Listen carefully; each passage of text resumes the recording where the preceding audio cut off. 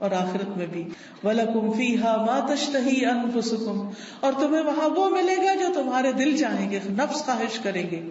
وَلَكُمْ فِيهَا مَا تَدَّعُونَ، اور وہاں تمہیں وہ ملے گا جو تم طلب کرو گے، جو بھی مانگو گے مل جائے گا.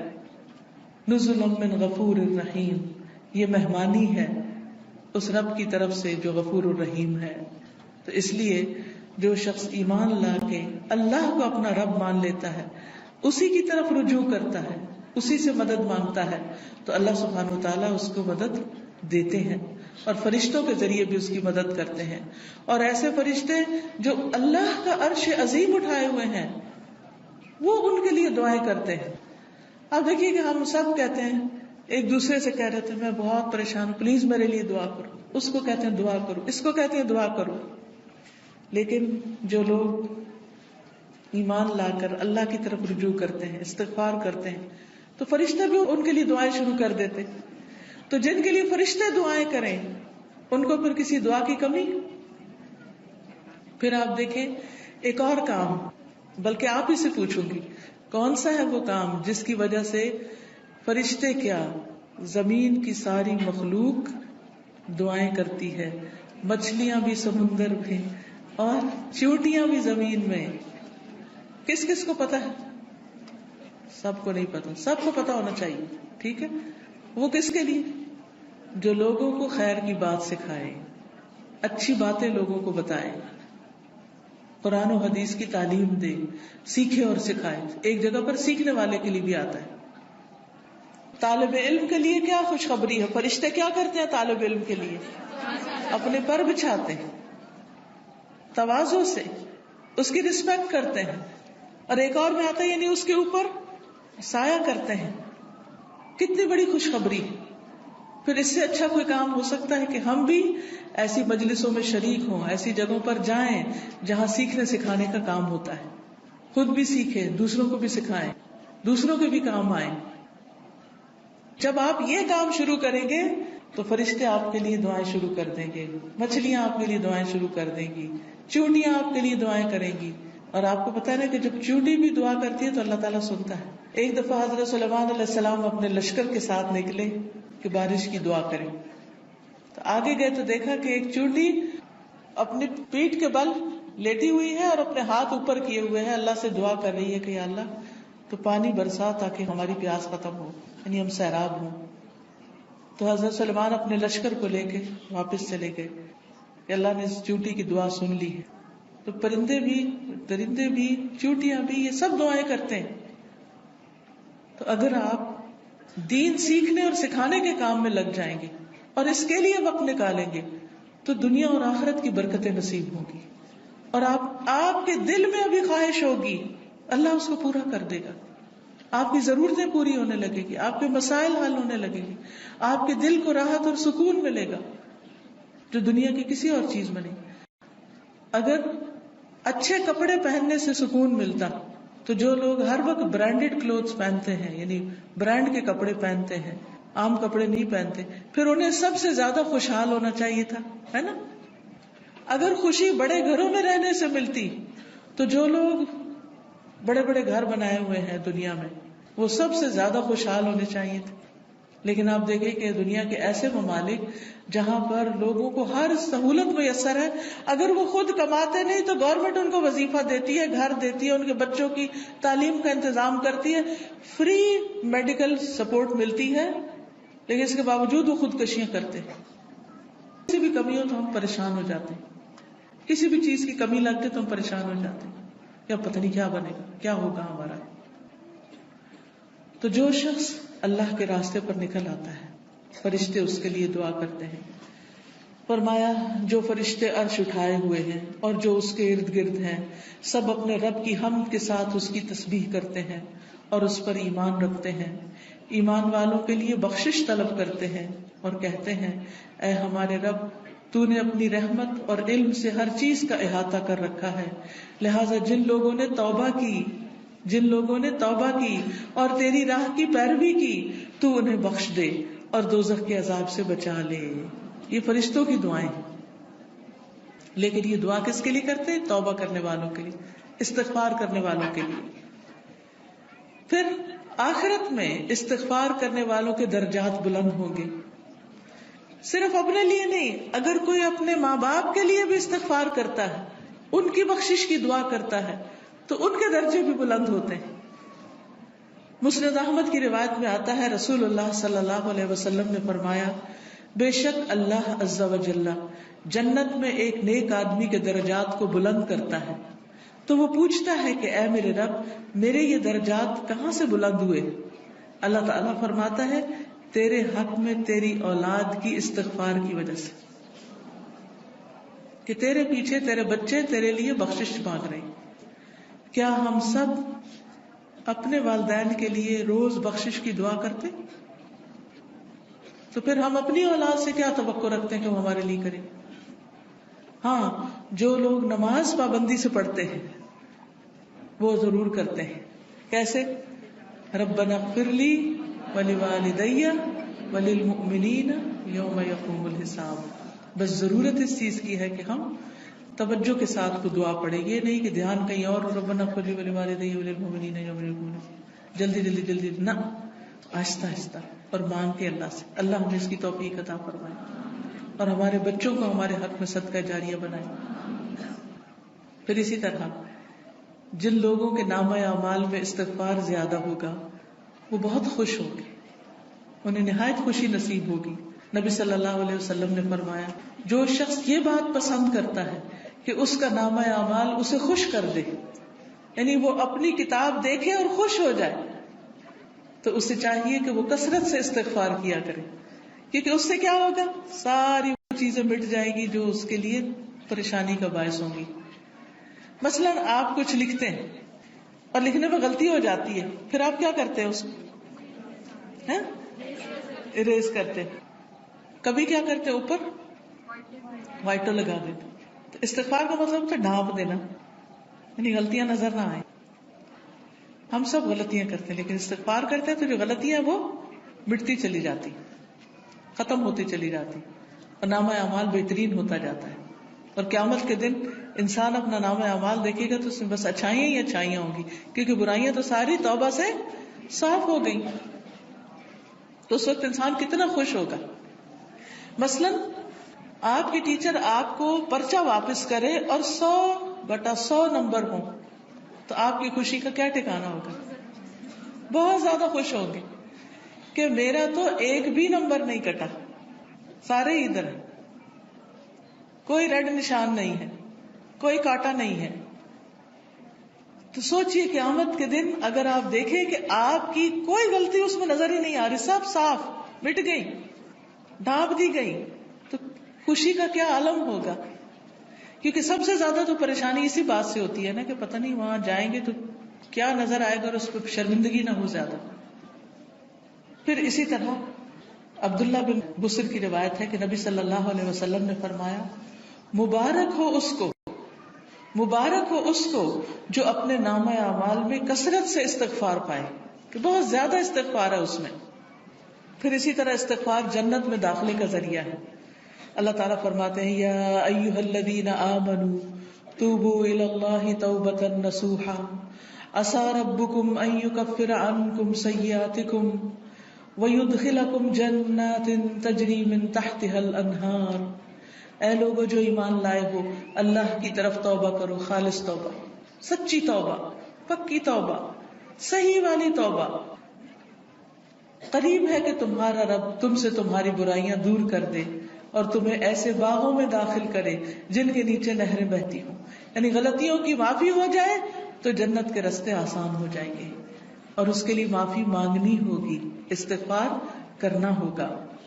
پھر اسی طرح جہنم سے بچنے کا ذریعہ بھی استغفار ہے، کیونکہ کچھ لوگ جہنم میں ڈالے جائیں گے تاکہ ان کو ان کی غلطیوں کی سزا ملے، جب وہ سزا بھگت لیں گے پھر نکال کے جنت میں بھیجے جائیں گے.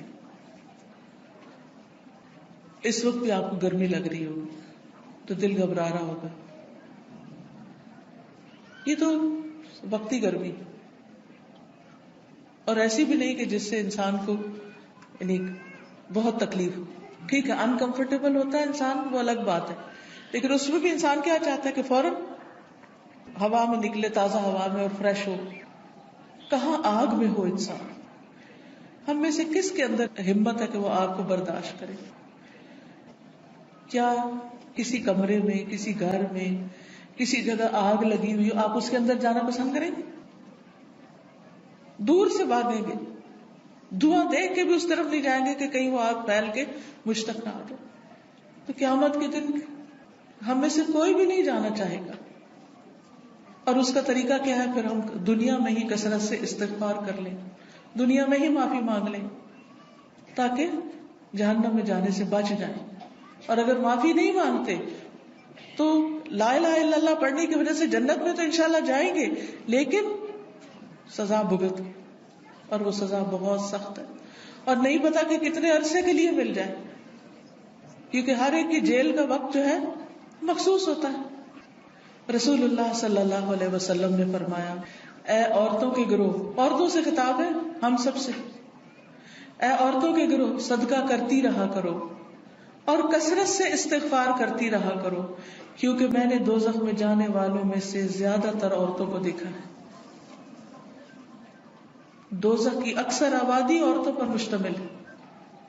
ان عورتوں میں سے ایک عقل مند عورت نے عرض کیا کہ ہماری کثرت سے دوزخ میں جانے کی وجہ کیا ہے؟ عورتیں کیوں زیادہ ہوں گی جہنم میں؟ آپ نے فرمایا، تم لعنت کثرت سے کرتی، دوسروں کو برا بھلا کثرت سے کرتی، گالی گلوچ، اس کو برا بھلا کہہ، اس کی غیبت کر، اس کے اوپر الزام لگا، یہ کر وہ کر، یعنی غلط چیزوں میں زبان کا استعمال ہونا، اور اپنے خامند کی ناشکری کرتی، اس کا کوئی احسان یاد نہیں رکھتی، اس کی کوئی اچھائی یاد نہیں رہتی. دیکھیے کوئی انسان کتنا بھی برا ہو لیکن اس میں بھی کوئی نہ کوئی اچھائی ہوتی ہے. تو اگر کسی میں 99 غلطیاں ہیں اور ایک اچھی چیز ہے تو کیا کرنا چاہیے؟ اس کی اچھائی کو یاد کر کے اس کا شکریہ ادا کرنا چاہیے، اس کے ساتھ احسان کرنا چاہیے، اس کی تعریف کر دینی چاہیے کہ ہاں فلاں میں یہ اچھائی ہے. ہم عام طور پر کیا کرتے ہیں کہ جو ہمیں اچھا لگے اس کی تو کوئی برائی بھی ہمیں نہیں بری لگتی، اس پہ بھی ہم خوش ہوتے رہتے ہیں، واہ واہ کرتے رہتے ہیں، اور جو برا لگے اس کی کوئی اچھائی ہمیں نظر ہی نہیں آتی. تو یہ نہیں کرنا چاہیے. تو حل کیا ہے کامیابی کا؟ کہ ہم ایک طرف نیک اعمال کریں، پھر ان نیک اعمال کی حفاظت کریں، دوسری طرف گناہوں سے بچیں، اور پھر اگر ہو جائے انسان ہونے کے ناطے تو پھر کیا کریں؟ اللہ تعالیٰ سے استغفار کریں. اس مقصد کے لیے یہ ایک کارڈ چھپایا گیا ہے جس میں استغفار کی دعاؤں کو اکٹھا کیا گیا. کس کس کے پاس ہے؟ اٹھا کے دکھائیں. الحمدللہ. اور جس کے پاس نہیں ہے وہ اسٹال سے لے بھی سکتے ہیں. ٹھیک ہے.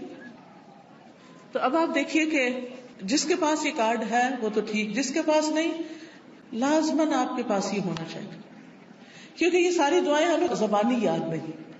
اور ہم میں سے ہر ایک یہ بھی نہیں کر سکتا کہ جا کے کتابوں میں سے ڈھونڈے، پورے قرآن میں سے نکالے، کتابوں میں سے نکالے، اور پھر یہ دیکھے کہ صحیح کون سی ہے اور کون نہیں، اور پھر ان کو اکٹھا کرے.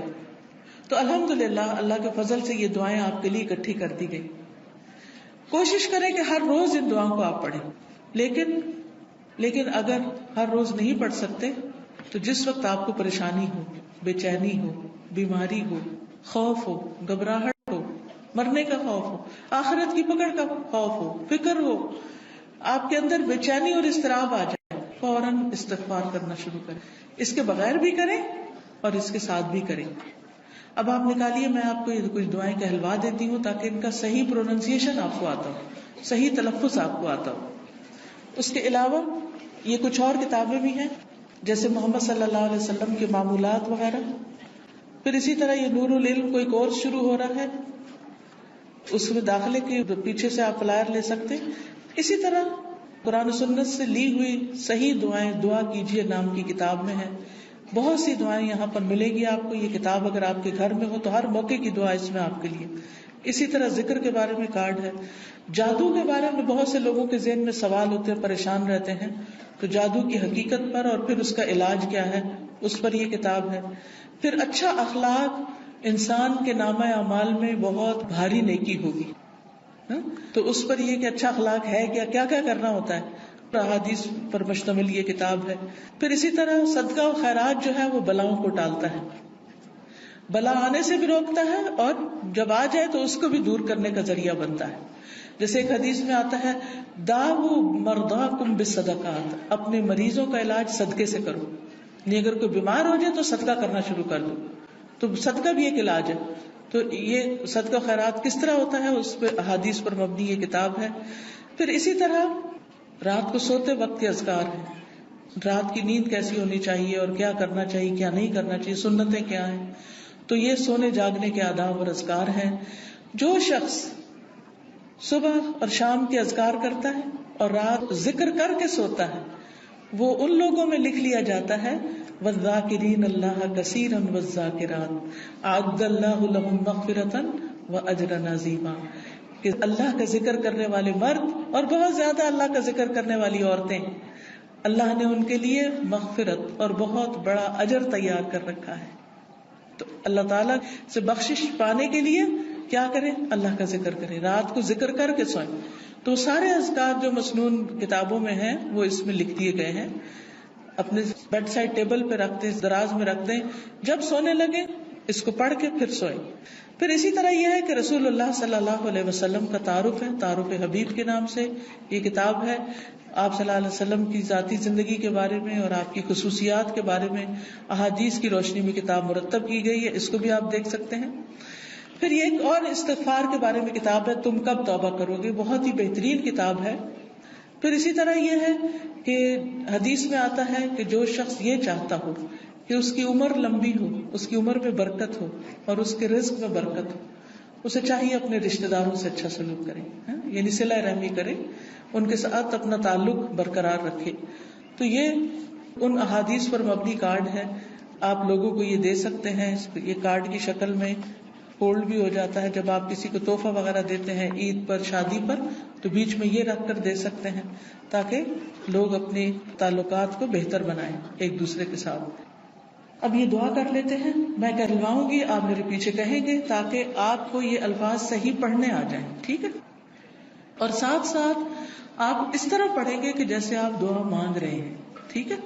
ایک وقت میں دونوں کام, الفاظ کی درست ادائیگی بھی اور اس کے ساتھ ساتھ دعا مانگنا بھی.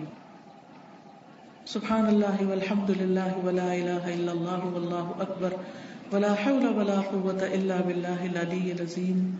اللہم صلی علی محمد وعلی آل محمد کما صلیت علی ابراہیم وعلی آل ابراہیم انک حمید مجید.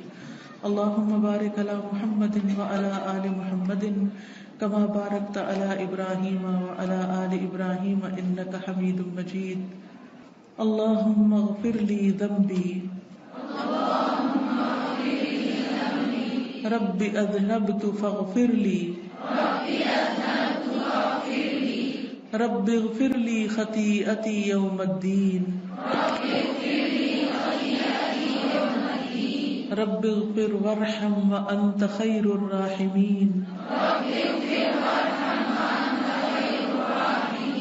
ربنا اغفر لی ولوالدی وللمؤمنین یوم یقوم الحساب.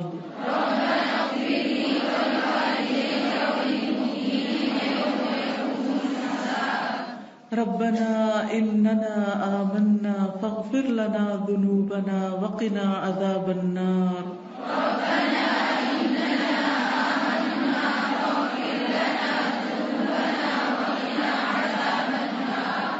ربنا ظلمنا انفسنا وإن لم تغفر لنا وترحمنا لنكونن من الخاسرين.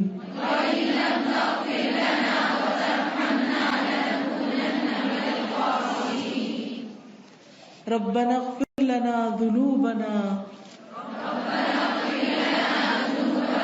ربنا اغفر لنا ذنوبنا وإسرافنا في أمرنا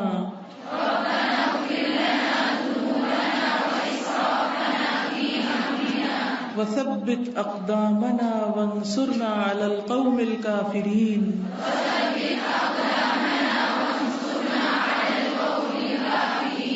رب إني ظلمت نفسي فاغفر لي ربنا أتمم لنا نورنا واغفر لنا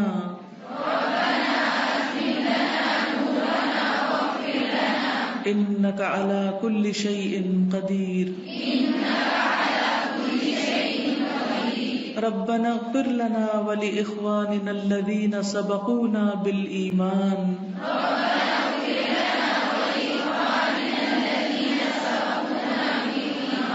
ولا تجعل في قلوبنا غلا للذين آمنوا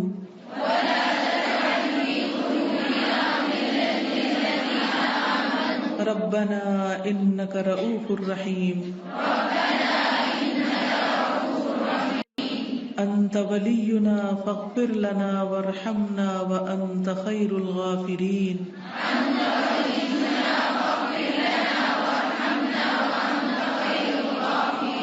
سمعنا وأطعنا غفرانك ربنا وإليك المصير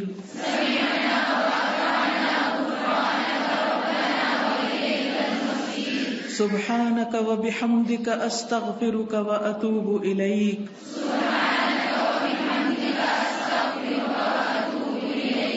رب اغفر لي وتب علي إنك أنت التواب الرحيم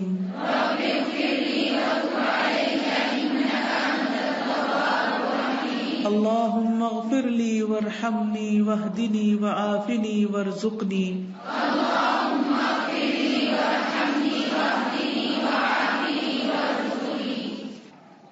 اگر یہ دعا قبول ہو جائے تو پھر کیا ہوگا؟ اللہم اغفر لی وارحمنی واہدنی وعافنی وارزقنی. کتنی چھوٹی سی دعا ہے اور کتنی ساری نعمتیں جمع ہو رہی ہیں اس میں. یہ کہاں پڑھتے ہیں؟ 2 سجدوں کے بیچ میں. پھر ہے استغفر اللہ الذی لا الہ الا هو الحی القیوم واتوب الیہ.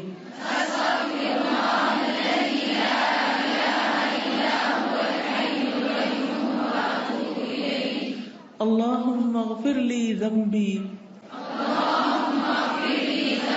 ويسر لي أمري وبارك لي في رزقي. اب اس میں بھی آپ دیکھیے کہ اللہ میرے گناہ بخش دے اور میرا کام آسان کر دے. تو جو کام اٹکا ہوا ہو، رکا ہوا ہو، اس کی طرف توجہ کر کے یہ دعا پڑھیں. ایک دفعہ نہیں، کئی دفعہ آپ ریپیٹ بھی کر سکتے ہیں. پھر ہے استغفر اللہ العظیم الذی لا الہ الا هو الحی القیوم واتوب الیہ.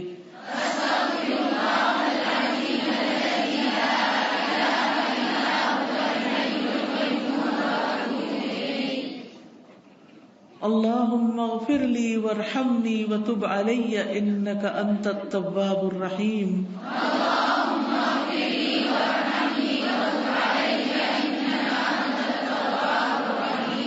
اللهم اغفر لي ما أخطأت وما تعمدت وما أسررت وما أعلنت وما جهلت وما تعمدت. اللهم اغفر لي ما أخطأت وما تعمدت وما أسررت وما أعلنت وما جهلت وما تعمدت. اللهم اغفر لي ذنبي واخسأ شيطاني وفك رهاني واجعلني في الندي الأعلى.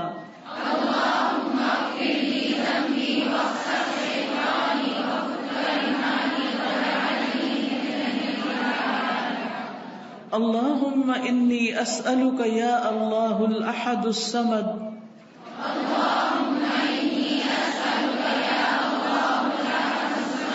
الذي لم يلد ولم يولد ولم يكن له كفوا أحد أن تغفر لي ذنوبي إنك أنت الغفور الرحيم.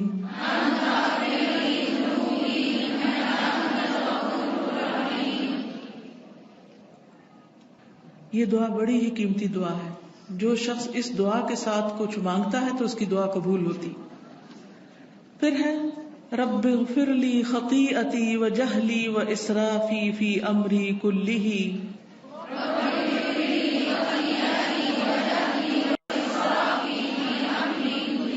وما انت اعلم به منی. اللهم اغفر لي خطاياي وعمدي وجهلي وهزلي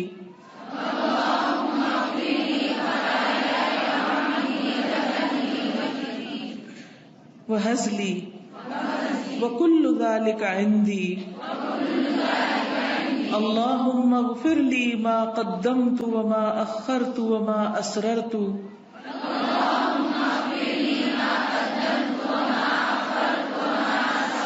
وما أعلنت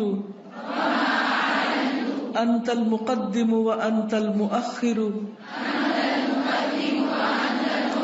وأنت على كل شيء قدير اللهم أنت ربي لا إله إلا أنت خلقتني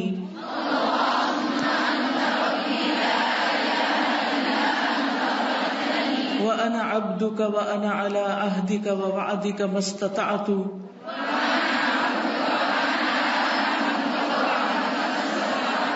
أعوذ بك من شر ما صنعت أبوء لك بنعمتك علي وأبوء بذنبي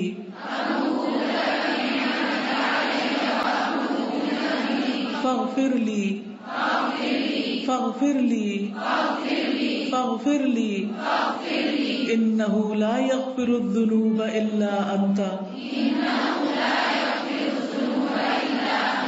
اللهم إني أسألك الثبات في الأمر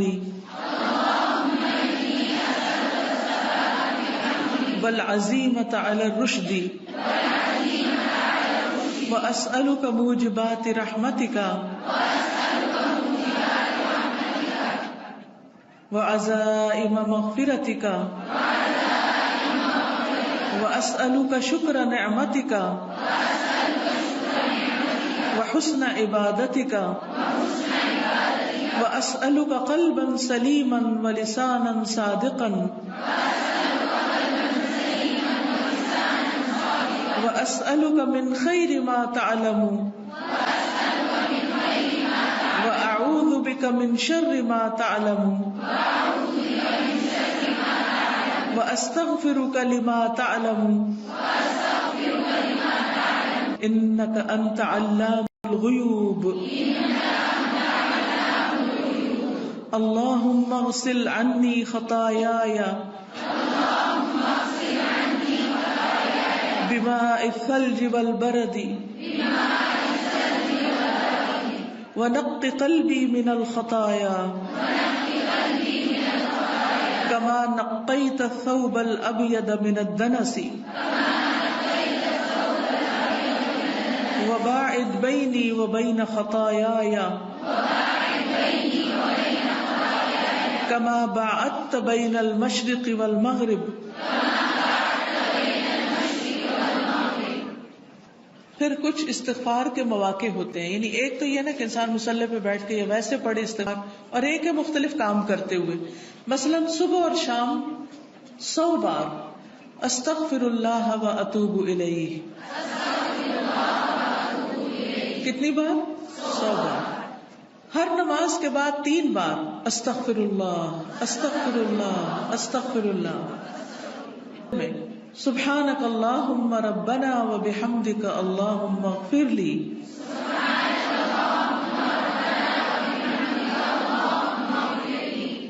سجدے میں اللہم اغفر لی ذنبی کلہ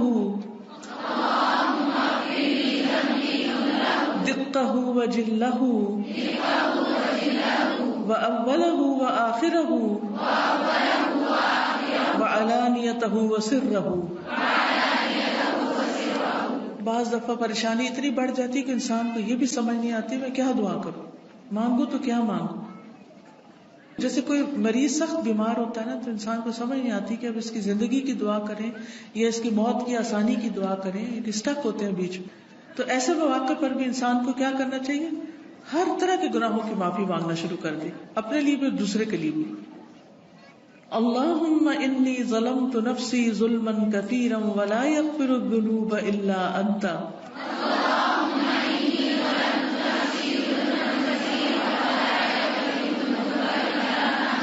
فاغفر لی مغفرۃ من عندک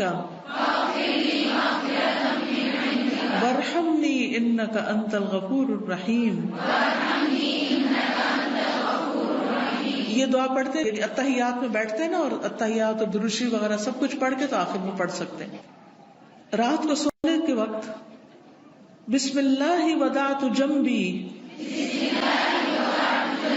اللہم اغفر لی ذنبی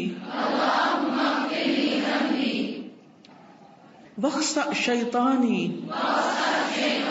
وفک رہانی واجعلنی فی الندی الاعلی لا الہ الا اللہ وحدہ لا شریک لہ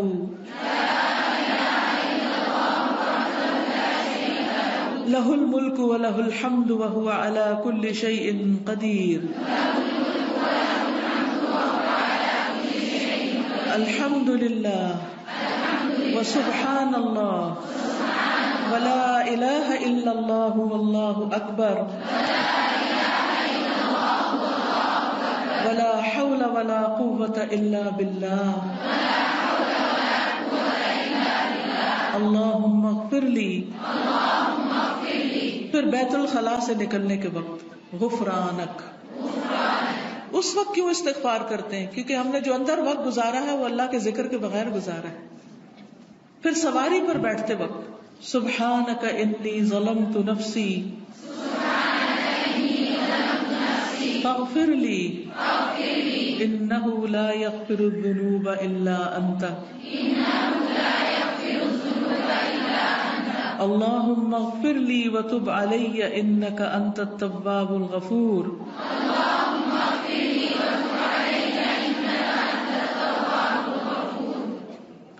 سبحانک اللہم وبحمدک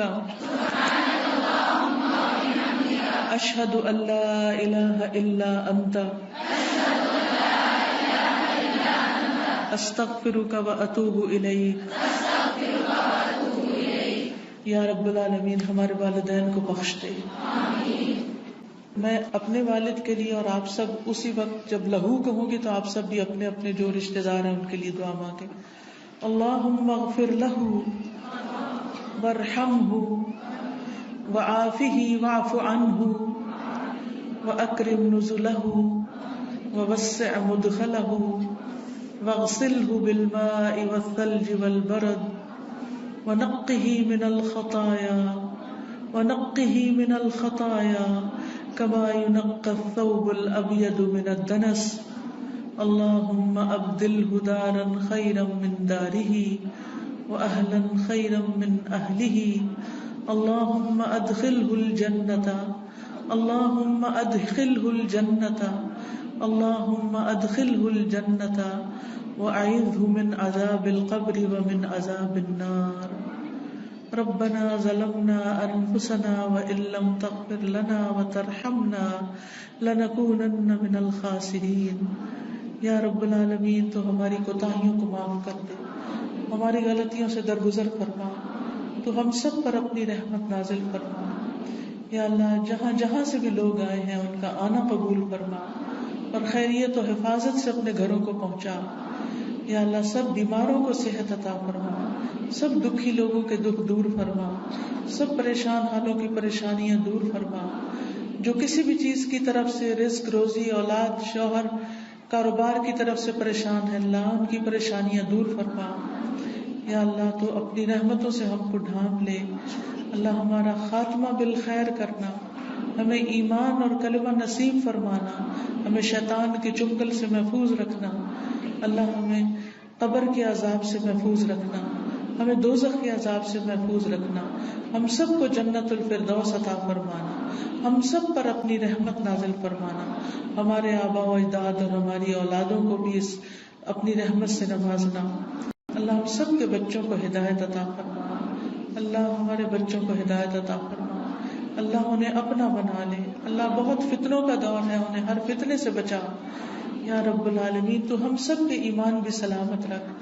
یا اللہ ہماری نیتوں کو صرف اپنے لیے خالص کر لے، اور ہم جو بھی تیرے دین کا کام کریں تیری رضا کے لیے کریں، اور تو ہم سب سے راضی ہو جائے. ربنا تقبل منا انك انت السميع العليم وتب علينا انك انت التواب الرحيم وصلى الله تعالى على خير خلقه محمد وعلى آله واصحابه واهل بيته اجمعين برحمتك يا ارحم الراحمين. اللہ تعالیٰ آپ سب کو جنہوں نے قرآن مجید مکمل کیا ہے ان کا قرآن پڑھنا ان کے لیے مبارک کرے، اور آپ میں سے ایک ایک سے اللہ تعالیٰ آگے دین کی بہترین خدمت لے، اور ہم سب کے عمل میں یہ قرآن داخل ہو، اور ہم سب کو دنیا اور آخرت کی برکات اس سے عطا ہو. سبحانک اللہم و بحمدک اشہد ان لا الہ الا انت استغفرک و اتوب الیک. السلام علیکم و رحمۃ اللہ وبرکاتہ. اور پھر اسی طرح آپ دیکھیے کہ استغفار کرنا جسم کے اعضاء کا کفارہ بھی ہے. ہر روز انسان کے 360 جوڑوں پر صدقہ واجب ہو جاتا ہے. یعنی ہر روز جب صبح ہم کرتے ہیں تو ہمارے اوپر صدقہ لازم ہوتا ہے، لیکن ہم میں سے ہر ایک کے پاس اتنے پیسے یا اتنا مال و دولت نہیں ہوتا کہ ہم صدقہ کر سکیں. تو اس کے لیے بہترین حل کیا ہے کہ انسان استغفار کرے، اللہ کی تسبیح کرے، اور 2 رکعت ضحیٰ کی نماز جو ہے، چاشت کی نماز یا اشراق کی نماز جو ہے، وہ جسم کے ہر جوڑ کا صدقہ ہے. اور یہ آزما کر دیکھ لیں، اگر آپ کو جوڑوں کی تکلیف ہے، اگر آپ کے جسم میں تکلیف ہے جوڑوں میں، تو آپ ان 2 رکعتوں کو روز پڑھنا شروع کریں. اس کا وقت سورج نکلنے سے تقریباً 15-20 منٹ بعد سے لے کر سورج ڈھلنے کے 15-20 منٹ پہلے تک ہوتا ہے. یعنی ظہر کے وقت جب سورج آتا ہے نا اوپر، تو جب تک وہ زوال سے تقریباً 15-20 منٹ پہلے تک، جیسے اگر 12:15 بجے مثلاً ہے تو زوال ہے تو 11:45 تک یا 11:55 تک آپ پڑھ سکتے ہیں. اور اس میں کیا ہے، 2 رکعتیں عام 2 نفل جیسے پڑھتے ہیں، اس کو اپنے اوپر لازم کر لیں. جب انسان یہ کفارہ ادا کر دیتا ہے تو اس کی گردن آزاد ہو جاتی، وہ اپنی جان کو دوزخ سے چھڑا لیتا ہے. ہر شخص کی جان پکڑی ہوئی ہے نا، ہر شخص پکڑا ہوا ہے. اور نہ صرف یہ کہ یہ آخرت کے اعتبار سے بلکہ دنیاوی اعتبار سے بھی بہترین نسخہ ہے. آزما کے دیکھ لیں. لیکن ہم میں سے اکثر کو یہ پتہ ہی نہیں کہ روز ہم پہ صدقہ واجب ہوتا ہے. ہم صدقہ کب کرتے ہیں، صدقہ کب دیتے ہیں، اپنی جان کا صدقہ کب دیتے ہیں؟ جی، جب کوئی بیمار ہوتا ہے پھر اس کی طرف سے بکرا ذبح کرتے ہیں کہ اس جان کے بدلے جان دے دے، بس. اور جب وہ ٹھیک ہو جاتا ہے پھر ختم کر دیتے ہیں. یہ صرف اس وقت کے لیے نہیں ہے صدقہ، یہ صدقہ روز کے لیے ہے. یہ روز صدقہ دینا ہے. اور روز آپ کے پاس اتنے پیسے نہیں ہیں، اور اگر ہیں تو وہ بھی دیں، وہ بھی اللہ کے راستے میں کچھ نہ کچھ صدقہ کریں. سبحان اللہ، الحمدللہ، اللہ اکبر، لا الہ الا اللہ، استغفر اللہ، استغفر اللہ. تو اگر آپ ایک دفعہ استغفر اللہ کہتے ہیں تو 1 جوڑ کا صدقہ ہو گیا، دوسری دفعہ استغفر اللہ کہتے ہیں تو دوسرے جوڑ کا صدقہ نکل گیا، تیسری دفعہ کیا تو تیسرا نکل گیا. تو جتنی دفعہ استغفر اللہ کہیں گے اتنے جوڑوں کا صدقہ ہوتا جائے گا. کبھی ایسا بھی ہوتا ہے نا کہ انسان کو وقت نہیں ملتا، یا وہ سفر کر رہا ہوتا ہے، یا کبھی کوئی مجبوری ہو جاتی ہے کہ انسان نہیں پڑھ سکتا، تو پھر کیا کرے، ذکر کی کثرت کر دے، استغفار کی کثرت کر دے. پھر اسی طرح استغفار کو بیماریوں کا علاج بتایا گیا. جیسے میں نے ابھی کہا نا کہ اگر آپ چاہتے ہیں کہ آپ کے جوڑوں کی تکلیف دور ہو جائے تو جوڑوں کا صدقہ دیا کرے روز. اور جوڑوں کا صدقہ روز کیا ہے، 2 نفل اشراق یا چاشت یا ضحیٰ کے. اصل میں بہت سے لوگ کنفیوز ہوتے ہیں کہ اشراق اور ضحیٰ اور چاشت یہ کیا ہے. یہ ایک ہی نماز ہے، جیسے تراویح اور قیام اللیل یہ ایک ہی نماز ہے. اگر آپ جلدی پڑھیں گے تو اس کو اشراق کہتے ہیں. اشراق اس لیے کہتے ہیں کہ ابھی سورج مشرق سے طلوع ہوا ہے اور اس کے تھوڑی دیر بعد 15-20 منٹ بعد آپ نے نماز پڑھ لی. جب سورج اچھی طرح چمک جائے تو پھر اس کو ضحیٰ کہتے ہیں، چاشت کا وقت ہے. ضحیٰ عربی میں کہتے ہیں اور اردو میں چاشت کہتے ہیں. اور تھوڑا اور بعد میں پڑھے تو اس کے لیے صلاۃ الاوابین بھی کہتے ہیں اس کو. اور نبی صلی اللہ علیہ وسلم سے 2 سے لے کے 8 رکعتیں ثابت ہیں.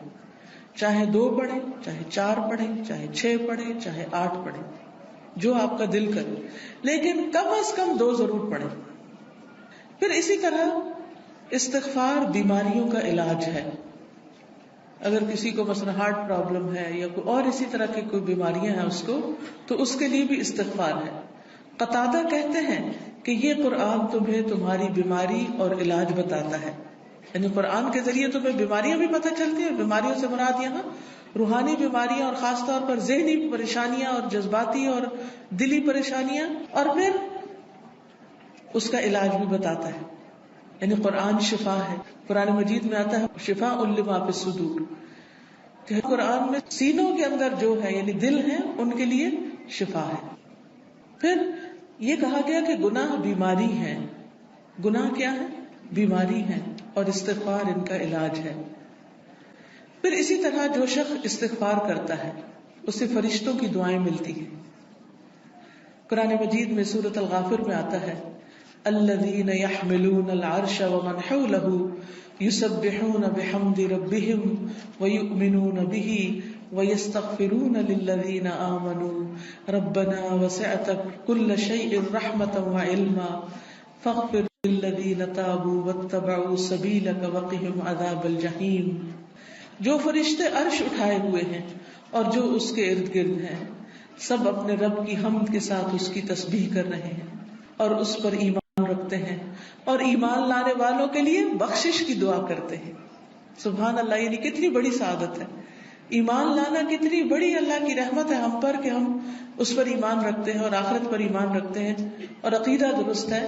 کیونکہ ایسے لوگوں کے لیے فرشتے بھی ان کے دوست ہوتے ہیں اور ان کی مدد بھی کرتے ہیں اور ان کے لیے دعائیں بھی کرتے ہیں. جیسے ایک اور جگہ پر آتا ہے ان الذین قالوا ربنا اللہ ثم استقاموا تتنزل علیہم الملائکۃ الا تخافوا ولا تحزنوا وابشروا بالجنۃ التي كنتم توعدون نحن اولیاؤکم فی الحیاۃ الدنیا وفی الآخرۃ وَلَكُمْ فِيهَا مَا تَشْتَهِي أَنفُسُكُمْ وَلَكُمْ فِيهَا مَا تَدَّعُونَ نُزُلًا مِّن غَفُورٍ رَحِيمٍ. کہ بے شک وہ لوگ جنہوں نے کہا کہ اللہ ہمارا رب ہے، اللہ ہی کو رب مانا، اللہ ہی کو خالق مالک رازق مانا، ثم استقاموا، پھر اسی پہ جم گئے، ادھر ادھر نہیں دیکھا، کسی اور فقیر کے پاس نہیں گئے، کسی اور مزار پہ نہیں گئے، بلکہ کیا کیا؟ صرف اللہ کو اپنا رب مان کر اسی سے دعائیں کی. ان الذین قالوا ربنا اللہ ثم استقاموا، تو کیا ہوتا ہے؟ تتنزل علیہم الملائکہ، ان پر فرشتے اترتے ہیں. اللہ تخافوا ولا تحزنوا، نہ تم خوف کرو نہ تم غم کرو. وابشروا بالجنۃ التي كنتم توعدون، اس جنت کی خوشخبری پاؤ جس کا تم وعدہ دیے جاتے ہو. نحن اولیاؤکم فی الحیاۃ الدنیا، ہم دنیا کی زندگی میں بھی تمہارے دوست ہیں، تمہارے مددگار ہیں، دنیا میں بھی، وفی الآخرہ، اور آخرت میں بھی. وَلَكُمْ فِيهَا مَا تَشْتَهِي أَنفُسُكُمْ، اور تمہیں وہاں وہ ملے گا جو تمہارے دل چاہیں گے، نفس خواہش کریں گے. وَلَكُمْ فِيهَا مَا تَدَّعُونَ، اور وہاں تمہیں وہ ملے گا جو تم طلب کرو گے، جو بھی مانگو گے مل جائے گا. نُزُلًا مِّن غَفُورٍ رَحِيمٍ، یہ مہمانی ہے اس رب کی طرف سے جو غفور الرحیم ہے. تو اس لیے جو شخص ایمان لا کے اللہ کو اپنا رب مان لیتا ہے، اسی کی طرف رجوع کرتا ہے، اسی سے مدد مانگتا ہے، تو اللہ سبحانہ وتعالیٰ اس کو مدد دیتے ہیں اور فرشتوں کے ذریعے بھی اس کی مدد کرتے ہیں. اور ایسے فرشتے جو اللہ کا عرش عظیم اٹھائے ہوئے ہیں وہ ان کے لیے دعائیں کرتے ہیں. آپ دیکھیے کہ ہم سب کہتے ہیں، ایک دوسرے سے کہہ رہے تھے میں بہت پریشان ہوں، پلیز میرے لیے دعا کرو، اس کو کہتے ہیں دعا کرو، اس کو کہتے ہیں دعا کرو. لیکن جو لوگ ایمان لا کر اللہ کی طرف رجوع کرتے ہیں، استغفار کرتے ہیں، تو فرشتے بھی ان کے لیے دعائیں شروع کر دیتے. تو جن کے لیے فرشتے دعائیں کریں ان کو پھر کسی دعا کی کمی. پھر آپ دیکھیں ایک اور کام، بلکہ آپ ہی سے پوچھوں گی کون سا ہے وہ کام جس کی وجہ سے فرشتے کیا زمین کی ساری مخلوق دعائیں کرتی ہے، مچھلیاں بھی سمندر میں اور چیونٹیاں بھی زمین میں. کس کس کو پتا ہے؟ سب کو نہیں پتا، سب کو پتا ہونا چاہیے. ٹھیک ہے، وہ کس کے لیے؟ جو لوگوں کو خیر کی بات سکھائے، اچھی باتیں لوگوں کو بتائے. قرآن و حدیث کی تعلیم دے، سیکھے اور سکھائے. ایک جگہ پر سیکھنے والے کے لیے بھی آتا ہے. طالب علم کے لیے کیا خوشخبری ہے. فرشتے کیا کرتے ہیں طالب علم کے لیے؟ اپنے پر بچھاتے ہیں تواضع سے، اس کی رسپیکٹ کرتے ہیں. اور ایک اور میں آتا ہے یعنی اس کے اوپر سایہ کرتے ہیں. کتنی بڑی خوشخبری. پھر اس سے اچھا کوئی کام ہو سکتا ہے کہ ہم بھی ایسی مجلسوں میں شریک ہوں، ایسی جگہوں پر جائیں جہاں سیکھنے سکھانے کا کام ہوتا ہے. خود بھی سیکھیں، دوسروں کو بھی سکھائیں، دوسروں کے بھی کام آئیں. جب آپ یہ کام شروع کریں گے تو فرشتے آپ کے لیے دعائیں شروع کر دیں گے، مچھلیاں آپ کے لیے دعائیں شروع کر دیں گی، چونٹیاں آپ کے لیے دعائیں کریں گی.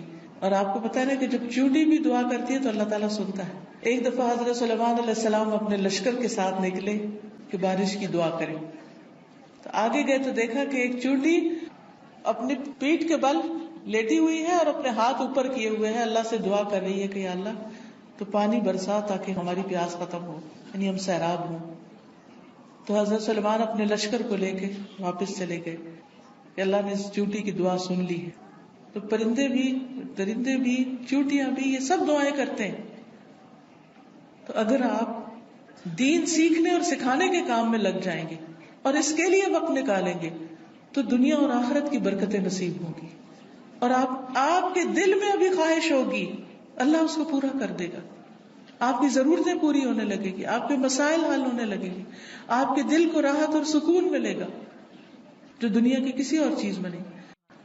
اگر اچھے کپڑے پہننے سے سکون ملتا تو جو لوگ ہر وقت برانڈیڈ کلوتھز پہنتے ہیں، یعنی برانڈ کے کپڑے پہنتے ہیں، عام کپڑے نہیں پہنتے، پھر انہیں سب سے زیادہ خوشحال ہونا چاہیے تھا، ہے نا.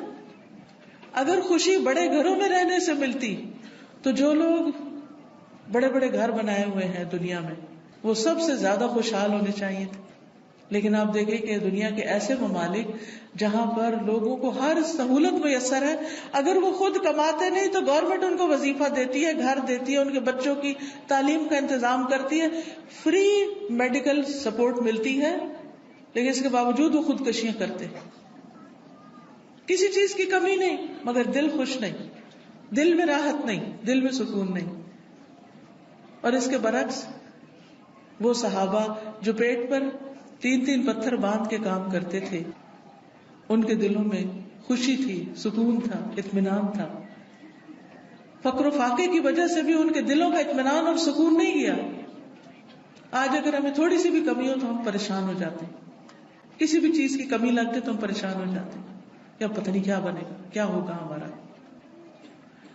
تو جو شخص اللہ کے راستے پر نکل آتا ہے فرشتے اس کے لیے دعا کرتے ہیں. فرمایا جو فرشتے عرش اٹھائے ہوئے ہیں اور جو اس کے ارد گرد ہیں سب اپنے رب کی حمد کے ساتھ اس کی تسبیح کرتے ہیں اور اس پر ایمان رکھتے ہیں.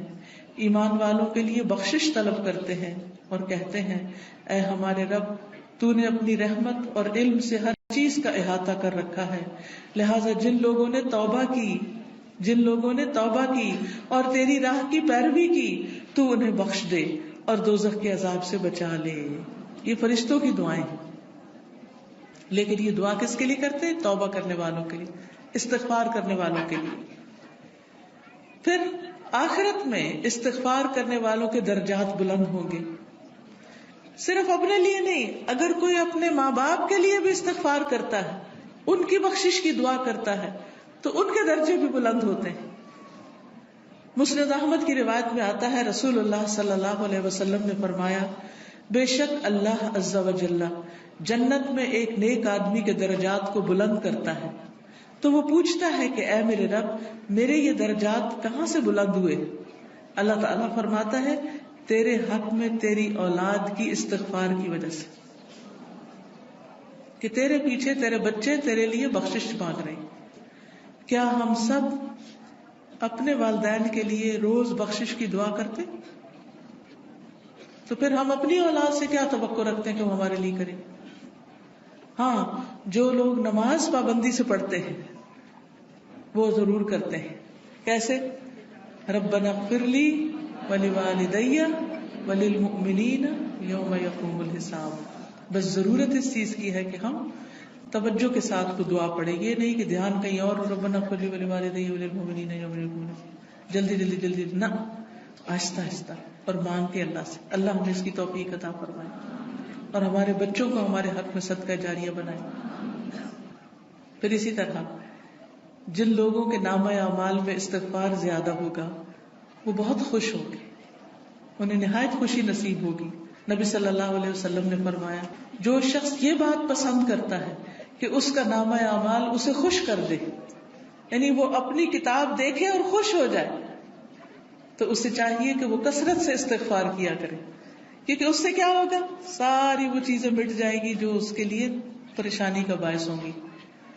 مثلاً آپ کچھ لکھتے ہیں اور لکھنے میں غلطی ہو جاتی ہے، پھر آپ کیا کرتے ہیں، اس کو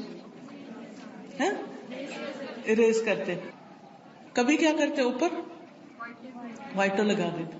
تو استغفار کا مطلب ہوتا ہے ڈھانپ دینا، یعنی غلطیاں نظر نہ آئیں. ہم سب غلطیاں کرتے ہیں، لیکن استغفار کرتے ہیں تو جو غلطیاں وہ مٹتی چلی جاتی، ختم ہوتی چلی جاتی، اور نامہ اعمال بہترین ہوتا جاتا ہے. اور قیامت کے دن انسان اپنا نامہ اعمال دیکھے گا تو اس میں بس اچھائیاں ہی اچھائیاں ہوں گی، کیونکہ برائیاں تو ساری توبہ سے صاف ہو گئی. تو اس وقت انسان کتنا خوش ہوگا. مثلاً آپ کے ٹیچر آپ کو پرچہ واپس کرے اور 100/100 نمبر ہوں تو آپ کی خوشی کا کیا ٹھکانا ہوگا؟ بہت زیادہ خوش ہوں گے کہ میرا تو ایک بھی نمبر نہیں کٹا، سارے ادھر ہیں، کوئی ریڈ نشان نہیں ہے، کوئی کاٹا نہیں ہے. تو سوچئے قیامت کے دن اگر آپ دیکھیں کہ آپ کی کوئی غلطی اس میں نظر ہی نہیں آ رہی، سب صاف مٹ گئی، ڈھانپ دی گئی، تو خوشی کا کیا عالم ہوگا. کیونکہ سب سے زیادہ تو پریشانی اسی بات سے ہوتی ہے نا کہ پتہ نہیں وہاں جائیں گے تو کیا نظر آئے گا اور اس پہ شرمندگی نہ ہو زیادہ. پھر اسی طرح عبداللہ بن بصر کی روایت ہے کہ نبی صلی اللہ علیہ وسلم نے فرمایا مبارک ہو اس کو جو اپنے نامہ اعمال میں کثرت سے استغفار پائے، کہ بہت زیادہ استغفار ہے اس میں. پھر اسی طرح استغفار جنت میں داخلے کا ذریعہ ہے. اللہ تعالیٰ فرماتے ہیں یا ایھا الذین آمنوا توبوا الی اللہ توبۃ نصوحا عسى ربکم ان یکفر عنکم سیئاتکم وَيُدْخِلَكُمْ جَنَّاتٍ تَجْرِي مِن تَحْتِهَا الْأَنْهَارُ، اے لوگو جو ایمان لائے ہو اللہ کی طرف توبہ کرو، خالص توبہ، سچی توبہ، پکی توبہ، صحیح والی توبہ. قریب ہے کہ تمہارا رب تم سے تمہاری برائیاں دور کر دے اور تمہیں ایسے باغوں میں داخل کرے جن کے نیچے نہریں بہتی ہوں. یعنی غلطیوں کی معافی ہو جائے تو جنت کے راستے آسان ہو جائیں گے، اور اس کے لیے معافی مانگنی ہوگی، استغفار کرنا ہوگا. پھر اسی طرح جہنم سے بچنے کا ذریعہ بھی استغفار ہے، کیونکہ کچھ لوگ جہنم میں ڈالے جائیں گے تاکہ ان کو ان کی غلطیوں کی سزا ملے، جب وہ سزا بھگت لیں گے پھر نکال کے جنت میں بھیجے جائیں گے. اس وقت بھی آپ کو گرمی لگ رہی ہوگی تو دل گھبرا رہا ہوگا، یہ تو وقتی گرمی، اور ایسی بھی نہیں کہ جس سے انسان کو یعنی بہت تکلیف ہو. ٹھیک ہے انکمفرٹیبل ہوتا ہے انسان، وہ الگ بات ہے، لیکن اس میں بھی انسان کیا چاہتا ہے کہ فوراً ہوا میں نکلے، تازہ ہوا میں، اور فریش ہو. کہاں آگ میں ہو انسان. ہم میں سے کس کے اندر ہمت ہے کہ وہ آگ کو برداشت کرے؟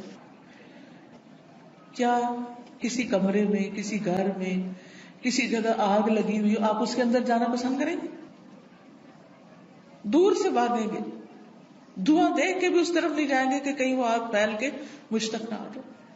تو قیامت کے دن ہم میں سے کوئی بھی نہیں جانا چاہے گا.